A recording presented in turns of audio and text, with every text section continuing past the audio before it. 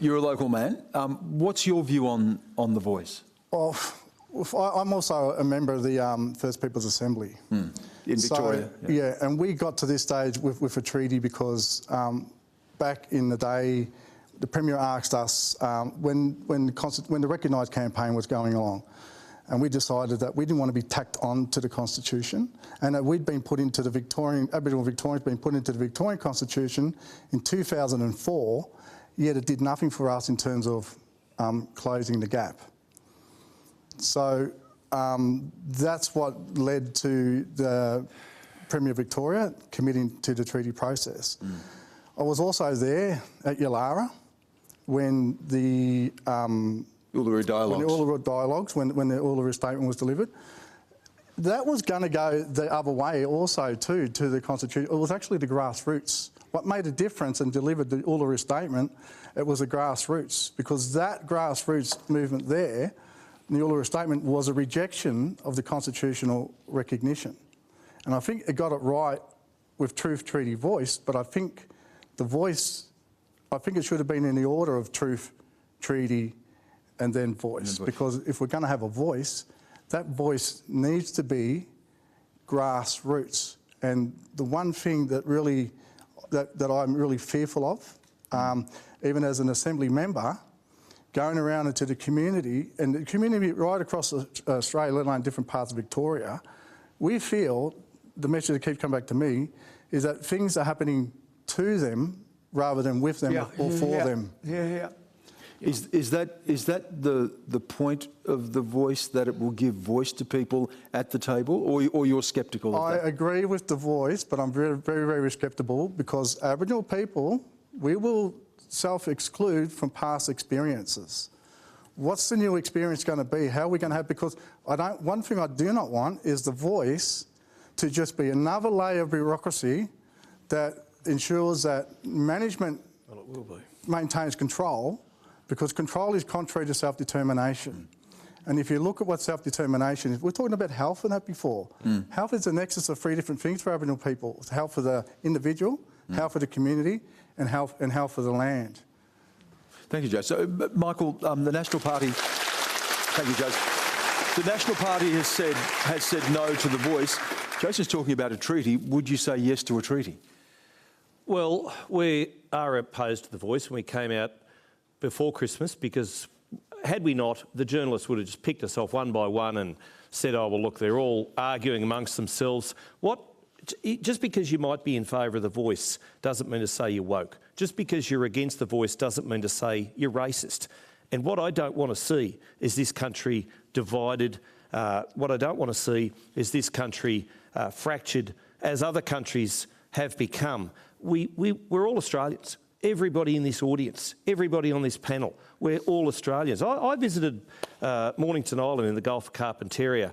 I was acting Prime Minister. I call it the golden days of Australian democracy, but that's a joke. You can laugh when I tell a joke. But they don't have a swimming pool there, and it's 1,100 people in one of the hottest places in Australia. It's in Bob's electorate, doesn't have a swimming pool, and I committed myself to getting them a swimming pool, and as long as I've got breath in me, I'll fight for that. But it's the same with dental and mental health care in Katherine, Tennant Creek, Alice, you name it. Is The Voice, is a treaty going to provide that? I'm not so sure it is going to. What we want to see is closing the gap. We made some good... Yeah, sorry, you're going to say something? So that's exactly it, closing the gap. Yep. Mob knows what's good for mob. Darlene was just talking about Swan Hill will have different things that's different from Mildura, and that's true. Again, what we don't want from The Voice is a bureaucratic process that puts management in control, because what happens is that you get these people, government will appoint these committees, and they'll talk to these committees, and it gives a perception to everyone else that they've spoken to grassroots, and grassroots haven't. We've got to ensure that the grassroots are out of the shadows and standing in the sun.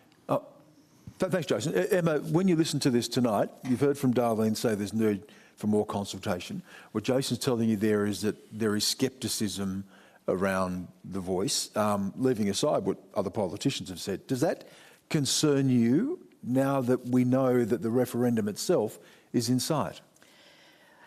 The Prime Minister has said, and I think it's sort of important to sort of step back and reflect on this, the Prime Minister has said that this is about recognition of the longest continuing culture in the world, and consultation.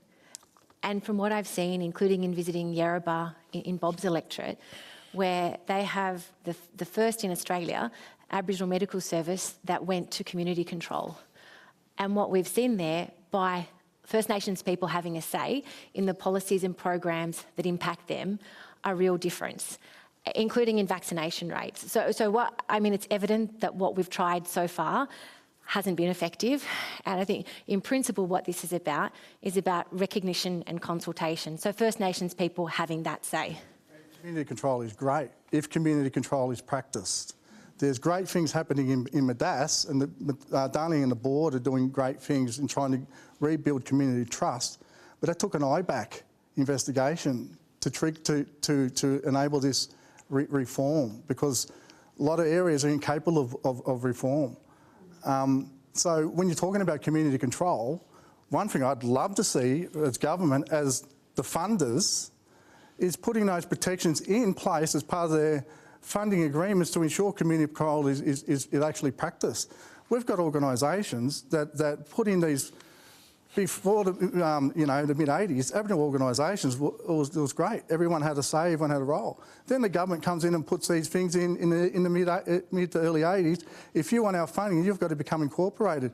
That allowed for silos of empires. Yep. Groups got control and sees of the board and bring in rules that says directors can reject eligible members without the need to provide a reason. And then the membership was controlled. And when I've gone and spoke to shadow ministers at state levels and other government, the members can change that. The members can't if the membership is controlled and the grassroots is locked out of decision-making processes. So, and there is, if I may say, Jason, at the moment there is a parliamentary inquiry that started last week for the...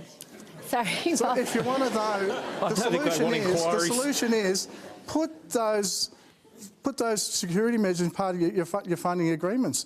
Before you have any of those people come back to you for your reporting and quarterly purposes with your ministers or your cabinet or whatever it is, mandate open door policy, an ongoing membership drive.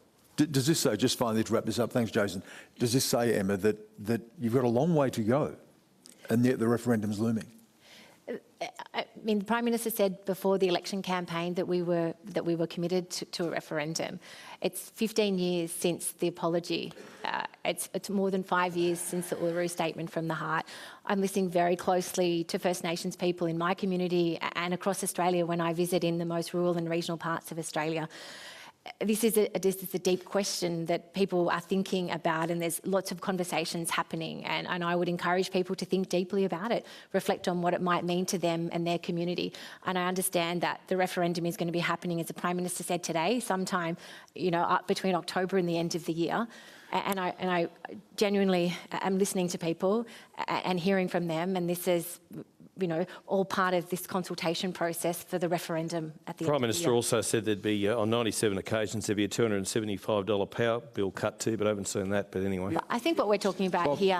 Bob, I think just as a community member, what we want to see is that before you're talking to these Aboriginal committees and these government-appointed committees, how are they ensuring that before they've come to use, that they've actually provided the opportunities for community, grassroots mob to actually participate in setting policies and making decisions so that they're actually being directed by community and they're not coming to use with the assuming that they know what's best for us.